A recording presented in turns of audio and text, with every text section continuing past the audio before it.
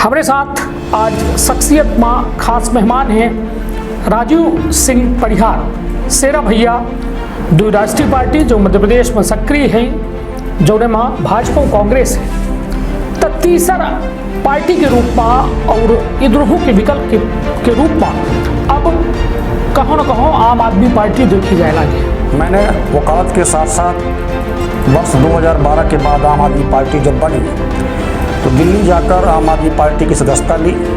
कितने में अपने आप का आंकी रहे हैं कि मध्य प्रदेश में आम आदमी कितने सीटन में है? हम तो 230 विधानसभाओं में ही अपने प्रत्याशी उतारेंगे, जैसा हमारे राष्ट्रीय संयोजक महोदय अरविंद केजरीवाल ने और प्रदेश अध्यक्ष महोदय पंकज सिंह जी ने घोषणा की रखी है। कितना नंबर दे आम आदमी के जो पार्टी के लोगन के मुद्दा का उठावे का लेके है 10 में से हम अपने के स्कोर कार्ड अपने से पूछ रहे हैं। मैं समझा नहीं किस तरह के नंबर। सिमरिया का विकास जानबूझ के नहीं कराया, आपने गुड़ का विकास जानबूझ के नहीं कराया। नागेंद्र सिंह जी विधायक है 4 बार से गुड़ से, कोई विकास नहीं हुआ। वहाँ गरीबी की हालत देखो, जब आपके 5-5 किलोमीटर से दूर जाके पानी लोग लाते हैं। और कांग्रेस जो 75 वर्षों में 60 वर्षों में उन्होंने पूरी तरह से देश को लूट खाया है। मध्य प्रदेश के यदि बात की जाए तो मध्य प्रदेश में आम आदमी कहो न कहो आम आदमी पार्टी एक बड़े वर्चस्व के साथ नगरीय निकाय चुनावन में अपन खूब जो है दमखम दिखाइस। और स्थिति अब है कि आम आदमी पार्टी धीरे धीरे जो अस्तित्व विहीन रही वह कहो न कहो अस्तित्व में आवेला। द्विराष्ट्रीय पार्टी जो मध्य प्रदेश में सक्रिय है जो माँ भाजपा कांग्रेस है तो तीसरा पार्टी के रूप में और इधरों के विकल्प के रूप में अब कहो न कहो आम आदमी पार्टी देखी जाए लगे। हमारे साथ आज शख्सियत माँ खास मेहमान हैं राजीव सिंह परिहार शेरा भैया जो वरिष्ठ अधिवक्ता हैं और आम आदमी पार्टी के शहर के जिलाध्यक्ष हैं। पहले तो भैया बहुत बहुत स्वागत है यह स्टूडियो में। भैया अपना दोहरी जिम्मेदारी निभा रहे हैं, एक तो वकालतों कह रहे हैं और साथ में जो है पार्टी के दायित्वन के निर्वहन कह रहे हैं। पहले तो हम थोड़ा निजी हो कि अपना ही दुनू जिम्मेदारी का कैसा देख पाई थे, संभाल पाई थे? वकालत भी एक तरह की सेवा ही है जी। और मैं पिछले 2005 से वकालत के पेशे में हूँ, जिला न्यायालय में वकालत कर रहा हूँ। और मैं पिछले 17 सालों में मैंने जो गरीब तबके के लोग हैं जिनके पास पैसे रुपए नहीं हैं या वो परेशान हैं, पीड़ित हैं, उनकी सेवा जो है लगातार 17 वर्षों से कर रहा हूँ। तो सेवा के लिए आपको सिर्फ ज़रूरी नहीं कि आप राजनीतिक दल में ही हों जी, आप किसी भी काम में लगे हुए हैं आप सेवा कर सकते हैं। और वकालत तो एक बेहतर पेशा है जिसमें आप गरीबों की, पीड़ितों की सेवा कर सकते हैं। वो जो मेरे लिए सौभाग्य की बात है, मैं वकील भी हूँ। और मैंने वकालत के साथ साथ वर्ष 2012 के बाद आम आदमी पार्टी जब बनी तो दिल्ली जाकर आम आदमी पार्टी की सदस्यता ली और तब से लगातार आम आदमी पार्टी में रह करके रीवा में और रीवा ज़िले में गरीबों के लिए, आमजन के लिए आवाज़ उठाता रहा हूँ। निश्चित तौर पर कहा थे ना कि यदि हौसला मजबूत हो तो निश्चित तौर पर कोनो काम जो है रुकावट नहीं आवे कोनो काम में। अपना वकालत के पेशा में रहबे भी 2005 से और वो के बाद 2012 में एक राजनीतिक पार्टी से अपना के जुड़ाव भा और बतौर राजनीतिक पार्टी में अपना अपन काम में हिस्सेदारी देते और कहो न कहो जनता के जो दबे मुद्दा है उठावे के प्रयास करे थे। तब यह शख्सियत के या अंक का आगे बढ़ावत की विंध्य क्षेत्र के ये पहल बघेली न्यूज चैनल में हम कनिष्ठ तिवारी अपना पंचन का सभी जनन का प्रणाम करी थे और शुरुआत करी थे आज के खास मेहमान राजीव सिंह परिहार उर्फ शेरा भैया के साथ। भैया अब बात आम आदमी पार्टी के। आम आदमी पार्टी मध्य प्रदेश में यदि बात की जाए, हालांकि हम बच्चे विंध्य में बैठन और ये विंध्य की यदि बात की जाए 30 विधानसभा सीट जो अहम सीट है मध्य प्रदेश में सरकार बनावे खातिर कितने में अपने आप का आंकी रहे हैं कि मध्य प्रदेश में आम आदमी कितने सीटन में है? अब देखिए, हमारी पार्टी ने जो घोषणा की है जी, वो तो 230 विधानसभाओं में चुनाव लड़ने की घोषणा की है जी। तो हम तो 230 विधानसभाओं में ही अपने प्रत्याशी उतारेंगे, जैसा हमारे राष्ट्रीय संयोजक महोदय अरविंद केजरीवाल ने और प्रदेश अध्यक्ष महोदय पंकज सिंह जी ने घोषणा की रखी है। तो विधानसभा तो हम पूरे दमखम से लड़ेंगे और 230 विधानसभाओं में लड़ेंगे। अभी हाल ही में आपने देखा है कि वर्ष 2012 में हमारी पार्टी बनी और दिल्ली में हम लगातार 3 बार से वहाँ पर सत्ता में हैं। उसके पश्चात हम पंजाब में गए, पंजाब में हम पहली बार लड़े और पहली बार हम मुख्य विपक्षी दल के रूप में वहाँ पर उभर कर आए और दूसरी बार हम वहाँ पर जो है सत्ता में आ गए, भारी बहुमत से जीत के आए। तो लगातार जो है पार्टी का ग्राफ जो है पूरे देश में बढ़ रहा है। पार्टी को लोग पसंद कर रहे हैं, पसंद इसलिए कर रहे हैं कि जो आम आदमी पार्टी का बेसिक मॉडल है वो आज तक जितनी भी राजनीतिक पार्टियां रही हैं, चाहे वो कांग्रेस रही हो, चाहे वो भारतीय जनता पार्टी रही हो, वो धर्म और जात के आधार पर उनका चुनाव लड़ती रही हैं आपस में। उन्होंने बेसिक रूप से जो आम जन की ज़रूरतें हैं उनको पूरा करने में ध्यान नहीं दिया। अभी भी लोग शिक्षा के लिए जो हैं वंचित हैं, स्वास्थ्य के लिए वंचित हैं, उनको अच्छा स्वास्थ्य नहीं मिल पा रहा है, उनके बच्चों को शिक्षा नहीं मिल पा रही है, आपको पानी पेयजल नहीं मिल पा रहा है, बिजली नहीं मिल पा रही है, परिवहन के साधन नहीं है, यात्रा साधन नहीं है, सुरक्षा की साधन नहीं है। गरीब तबके के लोग जिनके पास आमदनी के साधन नहीं हैं, इतनी ज़्यादा महंगाई है कि वो कहाँ से अपने परिवार का पोषण करेंगे। तो आम आदमी पार्टी जो है इन्हीं सब चीज़ों को देखते हुए जब से सत्ता में आई है, और दिल्ली में हमने वादा किया था सत्ता में आने से पहले कि हम सत्ता में आएंगे तो आम लोगों के हित में काम करेंगे। तो जब से सत्ता में आई है तो आपने देखा भी है और काम करके दिखाया भी है कि जितने भी सरकारी स्कूल थे जो कंडम हो चुके थे, वहाँ लोग गरीबों के बच्चे पढ़ने तो जाते थे लेकिन मात्र उनको डिग्रियाँ मिलती थीं, उनको गुणवत्ता वाली शिक्षा नहीं मिलती थी, क्योंकि ना तो वहाँ पर स्कूल अच्छे थे और ना ही टीचर अच्छे थे। और जब से केजरीवाल जी की सरकार आई, आम आदमी पार्टी सरकार आई, तो वहाँ पर सरकारी स्कूलों का स्तर जो है अच्छा किया गया, अच्छे विद्यालय बनाए गए, वहाँ पर AC रूम विद्यालय बनाए गए, वहाँ पर आपका खेल के मैदान अच्छे बनाए गए, योगा क्लासेस चलाई गई। तो वहाँ के शिक्षकों को विदेशों में ट्रेनिंग करने के लिए भेजा गया। और ये देखा जाता है कि बड़े लोगों के बच्चे जो है विदेशों में पढ़ने जाते हैं, तो हमने अपने टीचरों को ही विदेश भेज के ट्रेनिंग दिलवाई कि हम अपने बच्चों को विदेश तो नहीं भेज सकते, हम अपने देश में ही क्यों ना अच्छी शिक्षा दिलाएं।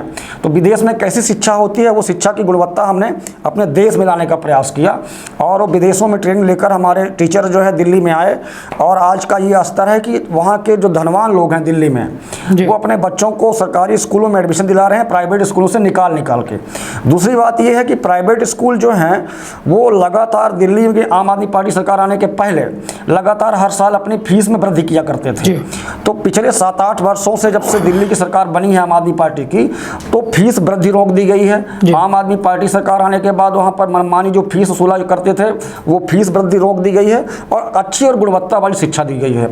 तो फ्री में शिक्षा मिल रही है आपको, आज गुणवत्ता वाली शिक्षा मिल रही है। तो गरीब का बच्चा जो है आज अच्छे धनवान व्यक्ति के बच्चों से मुकाबला कर रहा है गुणवत्ता शिक्षा पाकर।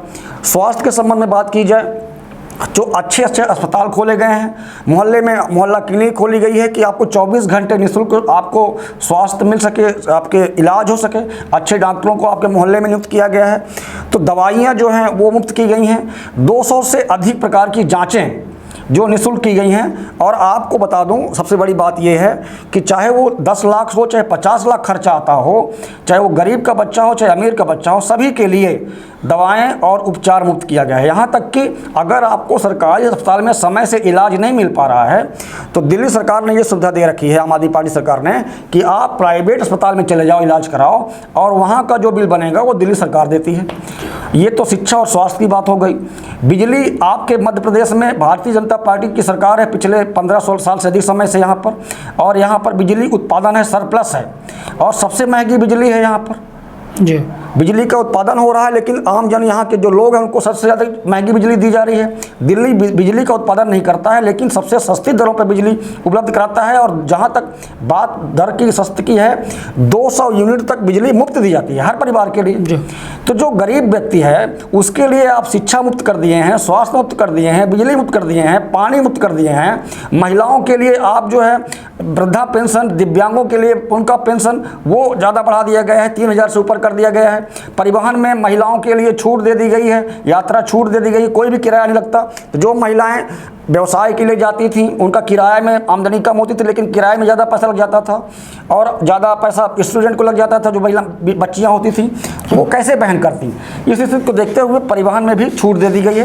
तो बहुत सारी सुविधाएं जो है आम आदमी पार्टी के आने के बाद, जो सैनिक लोग शहीद होते हैं दिल्ली के रहने वाले, तो उनको 1 करोड़ रुपए का सम्मान राशि जो है आम आदमी पार्टी की सरकार देती है। उसके पश्चात कृषि के क्षेत्र में बात की जाए, किसानों के संबंध में बात की जाए, तो 50,000 रुपये हेक्टेयर की ज़मीन में, अगर आप हेक्टेयर की ज़मीन है अगर आपके पास, तो 50,000 रुपये तक का मुआवजा अगर आपकी फसल नष्ट हो जाती है तो केजरीवाल की सरकार ये देने का काम करती है।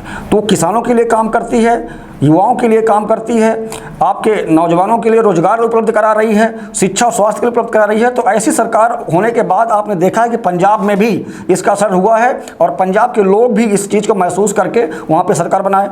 और हाल ही में चुनाव जो नगर पंचायत और नगर निगम के हुए संपादित, तो आपने देखा है कि भारत की आम आदमी पार्टी की पहली महापौर प्रत्याशी जो है हमारी रानी अग्रवाल जी, जो हमारे प्रदेश की प्रदेश उपाध्यक्ष जी हैं, वो भी महापौर बनकर निर्वाचित हुई हैं। तो हम धीरे धीरे अपना, आपने कहा विकल्प के रूप में, हम विकल्प के रूप में नहीं, संगठन का अभाव था, संगठन का अभाव जो धीरे धीरे पूरा हो रहा है, हम लोगों तक पहुंच रहे हैं और लोग जो है पार्टी को पसंद कर रहे हैं। चलिए, तो कुल मिला के उपलब्धि के बात आई तो उपलब्धि अपना कह रहे हैं कि हम हर वर्ग का कुछ बेहतर दे रहे हैं और बेहतरी के चलते कहो न कहो स्वीकारोक्ति जो है जनता के बीच बढ़ी रही है। अब हमारा सवाल यह है कि अपना बच्चन के पार्टी के ऊपर आरोप लागत है कि फ्री के राजनीति करी थे, अपना बच्चे वोट बैंक खातिर फ्री, मतलब जो कलेक्शन हो चाहिए, जो राजस्व आवत है वो फ्री में अपना बांटी थे, मतलब कर्ज सरकार पर बढ़ी रहे लगातार और वो अपना बच्चे फ्री जो है दे के जनता से वोट के राजनीति कह रहे हैं। तो एक का कहा। बिल्कुल आपका सही सवाल है कि आप जो है, जो मोदी जी कहते हैं कि ये फ्री की रेवड़ी बांट रहे हैं। मैं आपसे ये कहता हूँ कि जनता से हम टैक्स लेते हैं जी। टैक्स गरीब व्यक्ति भी देता है, जो रिक्शा चलाता है, जो मजदूरी करता है वो भी टैक्स देता है, और जो धनवान व्यक्ति है वो भी टैक्स देता है। तो टैक्स सरकार को दिया क्यों जाता है? सरकार को टैक्स इसलिए दिया जाता है कि जन कल्याणकारी योजनाएं जो हैं, जो सरकार लागू करे और उन जन कल्याणकारी योजनाओं का लाभ जो है उन वंचित व्यक्तियों को भी मिले, उन आम व्यक्तियों को भी मिले जो स्वयं सक्षम नहीं है, न तो शिक्षा पाने में सक्षम है स्वयं, न स्वास्थ्य को सुविधा मुहैया कराने में सक्षम है। तो ऐसी स्थिति में अगर सरकार नहीं करेगी तो उनके लिए कौन करने वाला है? तो अगर शिक्षा, गरीब व्यक्ति के लिए हम शिक्षा दे रहे हैं, मुफ्त शिक्षा दे रहे हैं और गुणवत्ता वाली शिक्षा दे रहे हैं और उसको आप मुफ्त रेवड़ी कह रहे हैं, तो हम तो देंगे ऐसी रेवड़ी। हम ऐसी रेवड़ी कहा उनकर यह है कि जैसा बिजली अपना मुफ्त में दे के बात कह दिया जी जी, तो भाई बिजली जब अपना के क्षेत्र बनाए नहीं रहा है तो अपना खुद दूसरे राज्यों से बिजली उधार ले रहे हैं, मतलब पैसा दे के ले रहे हैं। जी जी जी। उसके बाद कहो न कहो दिल्ली राज्य में सरकार पर जो है लगातार एक्स्ट्रा कर्ज अपना ले रहे हैं केंद्र सरकार से कि भाई हमका यह करे का है या चीज़ फ्री करे का है या सरकार चलावे खातिर जो फंड मिला था और लगातार जो कर्ज लेने जा रहा है। तो एक लेके अपना का नहीं लगे कि ये कहो न कहो एक निर्णय जो है आत्मघाती निर्णय है कि कर्ज एक तरफ से ले जाए और दूसर और वो का मुफ्त कर जाए। मैं आपको बता दूं आपकी जानकारी के अनुसार जी, दिल्ली सरकार केंद्र सरकार से कर्ज नहीं लेती है जी। केंद्र जो दिल्ली सरकार है वो उसका जो कुछ भाग केंद्र के अधीन आता है जी, जैसे पुलिस भाग जो है, गृह विभाग जो है, जमीन विभाग जो है वो केंद्र के अधीन आता है। बाकी जो टैक्स हम वसूलते हैं उसका हिस्सा जो है हम केंद्र को देते हैं जी, और उस हिस्से में से हमको केंद्र लौटाता है हमको। जब हमको आम आदमी पार्टी सरकार दिल्ली में बनी थी तब दिल्ली के ऊपर कर्ज का बोझ था, बोझ तले कर्ज के दबी हुई थी सरकार। लेकिन पिछले 7 सालों में आप दिल्ली का बजट देखेंगे प्लस हुआ है, हम घाटे का बजट नहीं पेश कर रहे हैं। 29,000 करोड़ से 70,000 करोड़ तक का बजट जो है दिल्ली सरकार ले गई है, फायदे का बजट दे रहे हैं हम लगातार, और उसके बाद भी हम जो है ये सुविधाएं दे रहे हैं। तो हम बिना कर्ज लिए, बिना टैक्स बढ़ाए, 7 सालों में कोई भी टैक्स दिल्ली सरकार ने बढ़ाया नहीं है, आम जनता के ऊपर कोई टैक्स थोपा नहीं है। तो बिना टैक्स बढ़ाए, हम बिना किसी को लोन लिए, बिना बैंक से लोन लिए हुए हमने जो है लगातार लोगों को सुविधाएं दे रखी हैं, जन कल्याणकारी सुविधाएं दे रखी हैं। और हमारा राज्य जो है बीमारू राज्य नहीं है, हमारा राज्य जो है लगातार अच्छे बजट को पेश कर रहा। रही बात विकास की, तो हम अस्पताल भी बना रहे हैं, हम वहाँ पर पुल भी बना रहे हैं, तो हम जो है विकास के कार्य भी कर रहे हैं, इंफ्रास्ट्रक्चर जो है वो भी बना रहे हैं, मेट्रो लाइन भी हम वहाँ पे बिछा रहे हैं, ज़्यादा विस्तारित कर रहे हैं, और नौजवानों के लिए रोजगार भी उपलब्ध करा रहे हैं। तो एक तरफ शिक्षा, स्वास्थ्य, बिजली, पानी, बिजली की आपने बात की, तो क्या गरीब के पास ये हक नहीं है कि उसका बच्चा रोशनी में जाके पढ़ाई कर सके? क्या गरीब के पास हक नहीं है कि उसके पास अगर बिजली का बिल भुगतान करने का नहीं है पैसे, तो उसके परिवार का व्यक्ति रोशनी में रह सके? तो हम उन सुविधाओं को देखते हुए 200 यूनिट तक की बिजली को मुफ्त किए हैं। 200 यूनिट से ज़्यादा अगर आप उपयोग करेंगे तो उसका हम पैसा लेंगे। तो 200 यूनिट से ज़्यादा लोग जो एसी का यूज करते हैं, जो कि अनुपयोगी है उनके लिए, ज़्यादा यूज करते हैं बिजली, उनसे हम 200 यूनिट के बाद का पैसा वसूलते हैं। लेकिन जो आम जन व्यक्ति है, जिसके पास साधारण कमाई है, जिसकी मेहनत मजदूरी काम करता है और उसकी इनकम परिवार चलाने तक ही सीमित है जी, तो ऐसी स्थिति में उसको जो समान ज़रूरतें की चीज़ें हैं, समान ज़रूरत के भाग हैं, उसको उपलब्ध कराते हैं। चलिए, तो निश्चित तौर पर अपना के कहब है कि आम आदमी के ऊपर जो विपक्ष के द्वारा आरोप लगाए जाते हैं, तो ऐसा कुछ नहीं है। जो ज़रूरतमंद है वो के खातिर सरकार योजना ले आवत ही, और लगातार जो है एक फ़ायदे के बजट पेश करे के आम आदमी पार्टी के जहाँ सरकार ही दिल्ली में वहाँ बेहतर काम हो रहे हैं। अब बात की जाए जहाँ हम बचे हैं विंध्य के, और विंध्य में अपना विंध्य के राजधानी में हम बचे बैठे हैं रीवा में, और ये रीवा के शहरी अपना अध्यक्ष हैं। फिलहाल यदि आम आदमी का हम ये कही कि कितना नंबर दे आम आदमी के जो पार्टी के लोगन के मुद्दा का उठावे का लेके है, 10 में से हम अपने के स्कोर कार्ड अपने से पूछ रहे हैं। मैं समझा नहीं किस नंबर, किस तरह के नंबर? हम नंबर ये मैं पूछ लगे कि अपना जो लोगन के आवाज़ उठाई थे, मतलब एक एक्टिविटी के रूप में। देखिए, मैं आपको बताऊं 10 में कितना नंबर दे अपने पार्टी? मैं आपको बताऊं जी, जैसा मैंने आपसे बताया कि मध्य प्रदेश में पिछले 15 वर्ष से ज़्यादा समय से बीजेपी की सरकार है जी, और 20 वर्षों से अधिक समय से नगर निगम में सरकार थी बीजेपी की। अभी सत्ता बदली है, और नगर निगम की अगर बात की जाए, हम चूँकि शहर की बात कर रहे हैं, तो नगर निगम की बात की जाए तो हमारे जो है नगर निगम के महापौर अजय मिश्रा जी बने हैं कांग्रेस से जी, और यही कांग्रेस जो है अभी कुछ दिनों पहले सत्ता में थी मध्य प्रदेश सरकार में, 1.5 साल पहले, 1.5 साल तक के लिए सत्ता में आई थी। और इन्होंने सत्ता में आने के पहले, चाहे वो नगर निगम में सत्ता में आने के पहले हो, चाहे वो राज्य में सत्ता में आने के पहले हो जी, उन्होंने खूब प्रचार प्रसार किया था कि ये जो है राजेंद्र शुक्ला जी समदड़िया से मिले हुए हैं और यहाँ के व्यापारियों से मिले हुए हैं, सरकारी ज़मीनों का ये बेच रहे हैं और मुनाफा कमा रहे हैं। लेकिन जब से सत्ता में वो आए, चाहे वो राज्य में सत्ता में आए हों, चाहे वो महापौर बनने के बाद आए हों, समदड़िया को भूल गए वो। अब वही समदड़िया उनको प्रिय लगने लगा, उसी समदड़िया में जाके वो कार्यक्रम करने लगे, वही ऑडिटोरियम में उनका इनके अध्यक्ष कांग्रेस के और इनके महापौर जी कार्यक्रम करने लगे। तो जब तक समदड़िया आप राजनीति में नहीं थे, मतलब आप सत्ता में नहीं थे, तब तक आपका वो बुरा लगता था। लेकिन अब आप सत्ता में आ गए हैं तो वही समदड़िया आपको विकास रूपी रीवा में दिखने लगा है। तो रीवा की बात की जाए, आप आम आदमी पार्टी की बात करते हैं, तो आम आदमी पार्टी रीवा जिले में, और क्या यूँ कहूँ कि विंध्य प्रदेश में लगातार खड़ी हो रही है और विस्तारित हो रही है, संगठन मजबूत हो रहा है। और रीवा में अगर मैं आपको बात करूँ, ईमानदारी से मैं बात करूँ, एक ईमानदार राजनीति अगर बात करूँ जी, तो राजेंद्र शुक्ला जी को छोड़कर भारतीय जनता पार्टी में कोई भी ऐसा विधायक नहीं है जो अपने क्षेत्र में कोई काम कर रहा हो जी।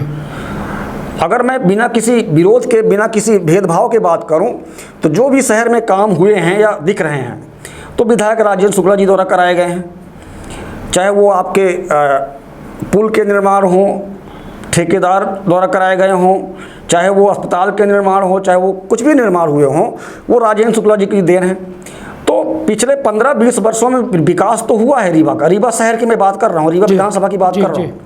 लेकिन दूसरी तरफ मैं ये भी कह रहा हूँ कि लीडर तो राजेंद्र शुक्ला ही हैं, विंध्य प्रदेश का नेतृत्व तो राजेंद्र शुक्ला जी ही कर रहे हैं। तो मैं उनको विधानसभा के लिए श्रेय तो दे सकता हूँ लेकिन जब आप पूरे विंध्य के आप नेता बनते हो तो फिर आपको भी विंध्य के संबंध में भी आपको ही उपेक्षा का शिकार होना पड़ेगा। आपको भी उस बात को सुनना पड़ेगा कि आपका सिमरिया में विकास क्यों नहीं हो रहा।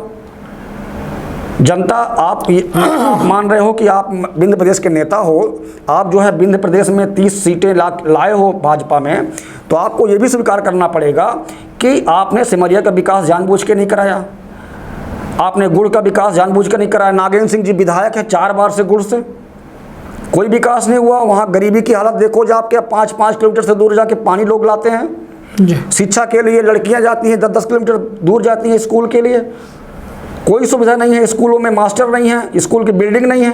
तो नागेंद्र सिंह ने क्या काम किया है 4-5 वर्षीय में? कोई काम नहीं किया हुआ है।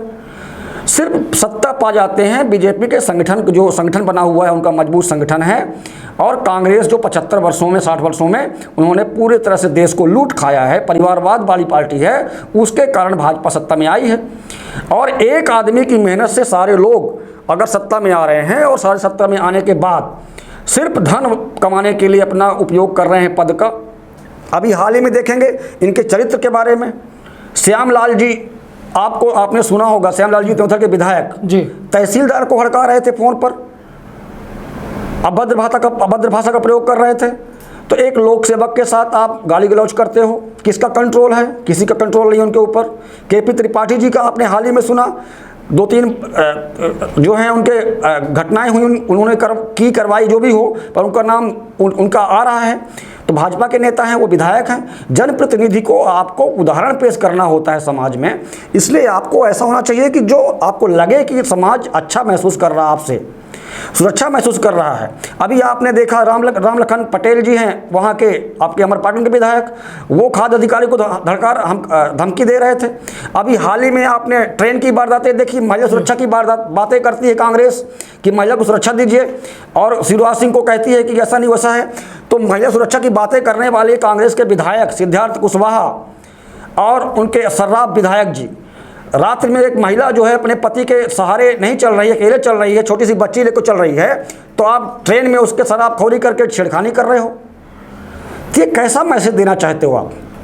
तो चाहे वो भाजपा के विधायक हो, चाहे वो कांग्रेस के विधायक हो, ये सिर्फ सत्ता के लोभी हैं। ये जनता से इनको कोई मतलब नहीं है। ना इनको स्कूल बनवाना है, ना अस्पताल बनवाना है, ना शिक्षा देना है, ना स्वास्थ्य देना, ना बिजली देना, ना पानी देना।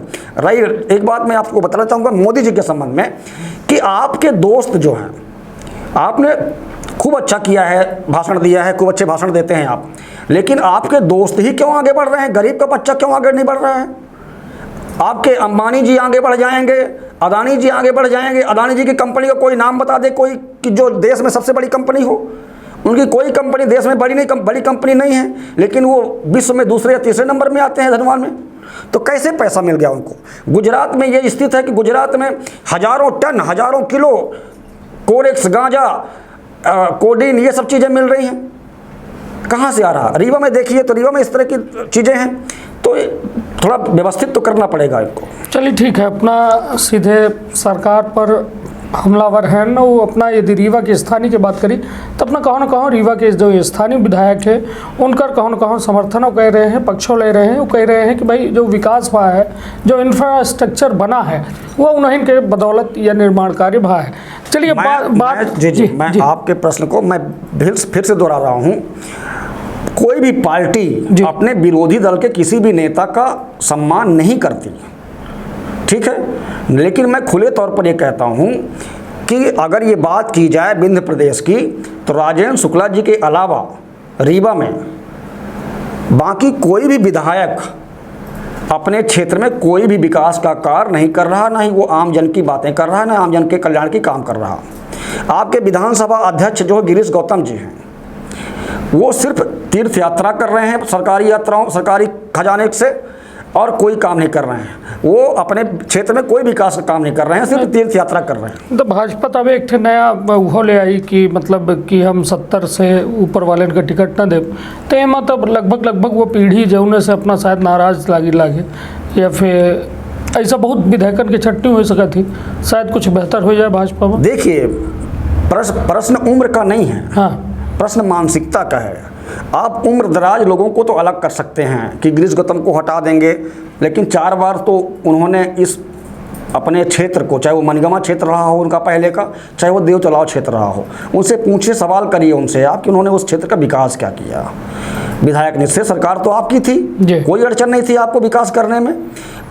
आप गुड़ के विधायक उनसे, आपके नागेंद्र सिंह जी से सवाल करिए कि उन्होंने, सरकार आपकी थी, आपने विकास क्या किया। तो जब आप विकास की बात उनसे पूछेंगे तो वो चुप हो जाएंगे। वो सिर्फ टैंकर में अपना नाम लिखा के दिखाएंगे कि मैंने टैंकर बनवा दिया है और टैंकर में हमारा नाम लिखा हुआ है, क्षेत्र में घूम रहा है। और वो दिखाएंगे मैंने बस स्टैंड में अपना स्टाफ सेंटर बना दिया है जिसमें यात्री बैठे हैं और उसमें नाम लिखा हुआ। तो सिर्फ ये चीज़ इवेंट का जो प्रचार का माध्यम है कि ये नागेंद्र सिंह जी द्वारा बनाया गया है, ये गिरीश गौतम द्वारा बनाया गया है, ये दिव्यराज सिंह द्वारा बनाया गया है, ये प्रदीप पटेल जी द्वारा बनाया गया है, ऐसे इवेंट का कार्यक्रम ये लोग करते हैं जिसमें जनता का के बीच प्रचार का हो कि हम ज़्यादा से ज़्यादा प्रचार कर सकें, काम कम करते हैं। जी, निश्चित तौर पर अपना आरोप दर आरोप लगा रहे हैं, अपना ये कह रहे हैं कि केवल और केवल जो है अपन व्यक्तिगत जो है प्रचार करें, हम सब विधायक लगे लागे, और जबकि चाहिए कि जनता के हित के बात हो, जनता की बुनियादी ज़रूरत के बात हो, बात शहर के, तो शहर के जो हाल है पूरी तरह से हमका लागत है बेहाल है। जी। कहे कि यदि शहर के नाली सड़क के किनारा होगा, कौनो नाला होगा, तो हर जगह हमका कम से कम यदि अपना एड से मतलब चाहे स्टूडियो के बात करी या रीवा के हर गली मोहल्ला की बात करी, 50-100 सीसी कोरेक्स के बोतल अपना का मिल जाएगी। नशा मतलब बिल्कुल ऐसा लागत है कि जैसा विंध्य के ये गढ़ है नशा के रीवा बना जान लगे। अपना ये चीज़ देखत हो, अपना के माध्यम में बहुत केस आवत हो, युवा पीढ़ी पूरी तरह से बर्बाद हो रही है, एक गिरफ्त में है, कहूँ कहूँ वो अपने भविष्य के बारे भविष्य कर ले की चिंता में है और फिर ही नशा के जाल में फंस जाते। तो कुल मिला के मतलब हमारा कहा के तात्पर्य यह है कि रीवा नशा के गढ़ बन रहा है। आम आदमी हो, कांग्रेस हो, विपक्ष यह बात का बिल्कुल शांति से समझौता कहे है कि भाई हमका बिल्डिंग मिल रही है, हमका फ्लाईओवर मिल रही है, तो चला ठीक है, हम शांत रही काहे का यह आवाज़ उठाई। नहीं, ऐसा नहीं है जी। आप महसूस करेंगे नशा अगर बिक रहा होता जी और उस पर बिल्कुल कार्रवाई ना हुई होती जी, तब ये मान सकते हैं कि नशा जो है सरकारें खुलेआम बिकवा रही हैं। तो आप अगर डाटा इकट्ठा करेंगे, चूँकि NDPS कोड जो है रीवा में 2 कोर्ट हैं, स्पेशल कोर्ट हैं, नशाखोरी रीवा में ज़्यादा है, ये तो सब आम जनता को मालूम है। और आप ये भी देखते होंगे कि नशे के, कोरेक्स के और गांजे के आए दिन रोज़ मामले अपराध पंजीबद्ध होते हैं, आरोपी गिरफ्तार होते हैं। तो रीवा जो है नशे में जो है लिप्त हो चुका है, युवा लिप्त हो चुके हैं, लेकिन सबसे अधिक जो है मामले जो है NDPS के रीवा में ही दर्ज किए जाते हैं। तो मैं पुलिस अधीक्षक महोदय SP साहब का धन्यवाद करता हूं, और नवनीत भसीन जी का, और IG साहब का, और इसके पहले राकेश सिंह जी की मुहिम है ये। राकेश सिंह जी SP थे जब इसके पहले, और उमेश जोगा जी। तो इसके पहले जब उन लोगों की ये मुहिम चली थी, और उस मुहिम के पश्चात ही आपने देखा होगा कि रीवा में लगातार हजारों की संख्या में कोरेक्स और गांजे के और शराब के केसेस जो हैं वो थानों में प्रकरण पंजीबद्ध किए गए हैं, आरोपी गिरफ्तार किए गए हैं। तो उससे जो है लगातार जो बढ़ोतरी हो रही थी इस नशे के व्यापार में, वो बहुत जो है उस पर काबू पाया गया है। नहीं तो चलिए संतुष्ट हैं अपना इस? नहीं, संतुष्ट तो नहीं हो सकते। पुलिस अधीक्षक जो है फ़ोन नंबर जारी करते हैं कि हम एक नंबर जारी करी लागे, ये नंबर में अपना फ़ोन करिए और नशा के कहाँ खे पाए रही है या उससे संबंधित कहाँ भी गिरा है, एक जो है देखिए, अगर मतलब वो कहते कि भाई हमें सूचना दी, हम लोगों की गिरफ्तार। अगर आप निगेटिव ही बात करना चाहेंगे तो निगेटिव में सीधा बोल दीजिए कि SP जो है और सरकार जो है ये नशा के व्यापार कराती है। नहीं, हम लेकिन सुनिए, हम देखिए हमारा निगेटिव और पॉजिटिव की बात नहीं है। हमारा कहे के तात्पर्य यह है कि ठीक है कार्यवाही हो रही है, अपना दावा कह रहे हैं कि सबसे ज़्यादा मामला यही पंजीबद्ध हो रहे हैं, मगर हम ये कही थे एमा रोक काहे नहीं लगाई पाए। मैं वही तो कह रहा हूँ आपसे जी कि आप रोक कैसे लगाएंगे। आपका इलाहाबाद सटा हुआ है यहाँ से जी, मिर्ज़ापुर सटा हुआ है यहाँ से जी, छत्तीसगढ़ का बॉर्डर भी लगता है यहाँ से सीधी से आगे, ठीक है, शहडोल के आगे।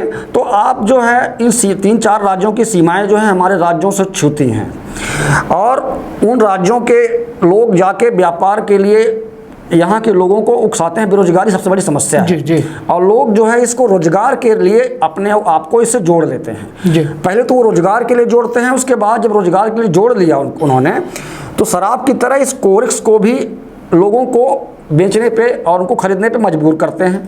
तो जब वो खरीदते हैं तो वो अपराध करते हैं, उनके पास पैसे नहीं होते तो लूट जो करते हैं, राजनी करते हैं, डकैती करते हैं, घर के पैसे चोरी करते हैं और पढ़ाई लिखाई छोड़ देते हैं। तो ये हो गया किस्सा। तो अगर आप ये माने कि ये चीज़ें अगर 5 साल पहले का डाटा देखा जाए तो 5 साल पहले या 7 साल पहले ये चीज़ें उतने मात्रा में नहीं थीं जी। लेकिन आपको इस समय ज़्यादा दिख रही होंगी। वजह ये है कि इस समय अपराध की कायमी ज़्यादा हो रही है, गिरफ्तारियां ज़्यादा हो रही हैं। नहीं, तो अपना यहाँ के सड़क और नाली के हालत दिखे हैं? नहीं, सड़क देखिए अगर आप नहीं, अपना का नाली में अपना से हम बिल्कुल ईमानदारी से ये बातें से पूछने लगे काहे कि ये रीवा के भविष्य है और ये भविष्य यदि अंधकारमय हो जी तो शायद आगे आने वाली पीढ़ी। मैं बात करूंगा आपसे जी। हमारे कुंवर अर्जुन सिंह साहब बिंद के मुख्यमंत्री थे, मध्य प्रदेश के मुख्यमंत्री थे और बिंद क्षेत्र से आते थे। जी जी। चुरहट क्षेत्र से आते थे जी। ठीक है। और श्रीनिवास तिवारी जी यहाँ के विधानसभा अध्यक्ष थे जी। ठीक है जी। और उसके आप चुरहट चले जाइए, आप सीधी से आते हैं, चुरहट बाजार चले जाइए आप। जब कांग्रेस की सरकार थी तब से, जब से मुख्यमंत्री अर्जुन सिंह थे, राहुल भैया वहाँ के विधायक रहे, उसके बाद शरदेंदु हैं, कुछ विकास हुआ वहाँ पे, कुछ विकास नहीं हुआ। आप सीधी की बात करिए, पिछले 20 वर्षों में क्या विकास हुआ? कुछ भी विकास नहीं हुआ। सरकार भाजपा की है, उसके पहले कांग्रेस की थी, कुछ विकास नहीं हुआ। आसपास के जिले सतना देख लीजिए, हमारे रीवा से अच्छा जिला था पहले जी। विकास के मामले में 20 वर्षों पहले, 15 वर्षों पहले अच्छा जिला माना जाता था कि रीवा कहीं पिछड़ा हुआ है, आपका सीधी रीवा से अच्छा माना जाता था। तो ये बताइए कि जैसे जो युवा है वह तो ओकर पीढ़ी तक गए 10 के परिवार में 3 आदमी प्रभावित है, वह का देश का आगे बढ़ाई, वह खुद तो पहले आगे बढ़े वाली पोजीशन में। तो मतलब एक संयुक्त रूप से प्रयास की आवश्यकता ही आम आदमी पार्टी का सोचती कि कहूँ में ये बंद हो, ये विचार हम देखिए मैं आपको बताऊं जी। आपने इसी रीवा में जी बदलते हुए रीवा को देखा होगा। पिछले 15-20 वर्षों को याद करिए, रीवा जो है प्रदेश में नकल माफिया के रूप में माना जाता था। आप शहर को छोड़ दीजिए, किसी भी गांव में निकल जाइए, लोग प्राइवेट स्कूल खोल करके वहाँ पर स्कूल संचालित करते थे और सिर्फ उस स्कूल में परीक्षाएं होती थी, पढ़ाई नहीं होती थी। वहाँ सिर्फ परीक्षा देने लोग जाते थे, एक विद्यार्थी के स्थान पर दूसरा विद्यार्थी बैठ जाता था, डिग्रियाँ बांटी जाती थी और उन डिग्रियों को लेकर यहाँ के विद्यार्थी जो है फौज या पुलिस में जाते थे या किसी और रोजगार में जाते थे। उनको शिक्षा जो बेसिक मॉडल है वो नहीं दिया जाता था। तो कांग्रेस के ज़माने में ये भी होता था। तो आम जनता ने मिलकर ये ख़त्म किया कि आज जो है प्रदेश जो है, रीवा जिला जो है आपकी नकल माफिया से मुक्ति पा गया है। अब हमारा अभियान जो है नशा से मुक्ति पाने का है। तो नशा से मुक्ति पाने का जो अभियान है उसका हम सहयोग करेंगे पुलिस प्रशासन का जी, क्योंकि हम नशा मुक्ति अभियान तो चला ही रहे हैं। हम अपील कर रहे हैं आम जन से कि आप जो है नशे की ओर ना जाएं। आपके भविष्य का सवाल है, आपके परिवार के भविष्य का सवाल है। नशा आपके पूरे परिवार को नष्ट कर देता है। नशा एक आदमी करता है, बिगड़ता पूरा परिवार है, पूरा परिवार है जी। तो नशे की अपील हम आपके चैनल के माध्यम से करना चाहेंगे कि कोई भी व्यक्ति और परिवार का कोई भी सदस्य नशा ना करे, ठीक है। लेकिन उसको रोकने के लिए जैसा एसपी साहब ने आपको नंबर दिया हुआ है, उस नंबर पर हम जहाँ भी अपने मोहल्ले या अपने वार्ड में पाएँ सूचना दें। जो भी व्यक्ति इस नशे को फैला रहा है वो गिरफ्त में पहले ही आ जाएगा, तो उस मोहल्ले के बच्चे, उस मोहल्ले के नौजवान, उस वार्ड के नौजवान बच जाएंगे नशे से। तो मेरा ये मानना है कि ये धीरे धीरे कंट्रोल होगा, क्योंकि इसको फैलने में समय लगा है। कानून व्यवस्था में कितना नंबर दे रीवा का अपना? कानून व्यवस्था तो थोड़ा सा कमजोर है, थोड़ा कमजोर तो है। रोज बलात्कार हो रहे हैं, बलात्कार रोज गैंगरेप हो रहे हैं, अपराधी जरूर पकड़े जाते हैं। आखिर अपराधी के मन से पुलिस के भय का है खत्म होने लगे। 10 में कितना नंबर दे फटाफट वाला? देखिए शिक्षा में 10 में कितना नंबर दे? देखिए अगर तुलना की जाए रीवा की और दिल्ली की जी, मध्य प्रदेश की और दिल्ली की जी, तो मैं दिल्ली की अपेक्षा यहाँ पर 0 नंबर दूंगा मध्य प्रदेश को। कानून को हमारे पास है नहीं, दिल्ली में भी कानून जो पुलिस हमारे पास है नहीं, पंजाब में हमारे पास है, तो पंजाब में हम सुधार कर रहे हैं। नहीं, रीवा के कितना नंबर दे अपना रीवा में धीरे धीरे एसपी साहब नवनीत भसीन साहब कंट्रोल कर रहे 10 में हैं। क्या नंबर? 10 में 5 नंबर दूंगा मैं उनको। रीवा में जी, जी। कानून व्यवस्था करेगी, क्योंकि स्वास्थ्य सुविधा के लेके 10 में क्या नंबर दे? रीवा शहर में मैं दूंगा नंबर उनको 10 में 8 नंबर, लेकिन शहर के बाहर मैं नंबर नहीं दे पाऊंगा, क्योंकि शहर के बाहर आपके पीएचसी सेंटर जो है, सीएचसी सेंटर जो है पूरी तरह से बदहाल हैं। वहाँ चिकित्सा सुविधा नहीं है, अस्पताल की बिल्डिंगें नहीं हैं, वहाँ पे नर्सेज नहीं है, दवाइयाँ नहीं हैं, ना ही कोई जांच सेंटर है। तो जैसे ही शहर से बाहर आप निकलते हैं वैसे अस्पताल की सुविधा बिल्कुल दयनीय स्थिति में पहुँच चुकी है। शिक्षा संजय गांधी अस्पताल सुपर स्पेशलिटी से अपना संतुष्ट है? मैं पूरी तरह संतुष्ट नहीं कह सकता, लेकिन संजय गांधी नंबर दिए हैं, मतलब मैं 2 नंबर फिर भी छोड़ के रखूंगा अभी आपके लिए जी, जनता के लिए, कि 10 में 8 संजय गांधी के बाद सुपर स्पेशलिटी बन जाने के बाद आपने देखा होगा कि हृदय के रोग जैसे गंभीर रोग जिसके लिए हम नागपुर और दिल्ली जाया करते थे, उसके इलाज भी यहाँ संभव हो पाए हैं। तो कुछ ना कुछ स्पेशलिटी अस्पताल बनने से हमको राहत तो मिली है। तो शहर के लिए मैं बात कर रहा हूँ, शहर में अस्पताल बना है ना, तो उसकी सुविधा उस डभौरा वाले को तो नहीं मिल रही ना। जी जी। तो दिव्यराज सिंह जी को तो डभौरा में भी एक अच्छा सा अस्पताल खोलना चाहिए था, कि जो 150 किलोमीटर 100 किलोमीटर दूर से जो गरीब का बच्चा है, गरीब का आदमी है, वो कैसे आएगा यहाँ पर उपचार कराने के लिए? तो समय से इलाज नहीं मिल पाएगा तो आपको क्या होगा जी। तो मैं वही कह रहा हूँ कि बाकी जो विधायक हैं आपके, वो सिर्फ आपको बजट जो मिलता है इनको वो डकारने में, खाने में लगे हुए हैं। उनका प्रचार प्रसार ट्रैक्टर ट्राली में और आपके बस स्टैंड बनाने में लगे हुए, बस स्टैंड भी नहीं, उसको बस स्टैंड के प्रतीक्षालय बनाने में लगे हुए हैं। इसके अलावा कोई काम इनका नहीं है, ना सुरक्षा मुहैया करा रहे हैं। जो बलात्कार की बातें आपने की हैं, अधिकतर बलात्कार की घटनाएं आपने देखी होंगी तो मऊगंज में, नई गढ़ी में, देव तालाब में, त्योंथर क्षेत्र में, जो ग्रामीण क्षेत्र हैं उस क्षेत्र के विधानसभा के विधायक जो हैं, किसी भी तरह का कोई कंट्रोल अपनी विधानसभा में नहीं है।